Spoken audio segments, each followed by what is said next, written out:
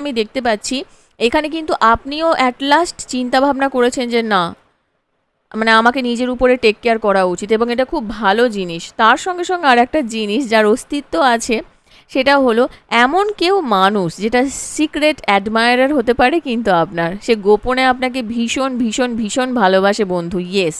এবং এখানে আর একটা জিনিস আমি দেখতে পাচ্ছি যে এই মানুষটি কিন্তু আপনাকে প্রপোজ করতে চলেছে।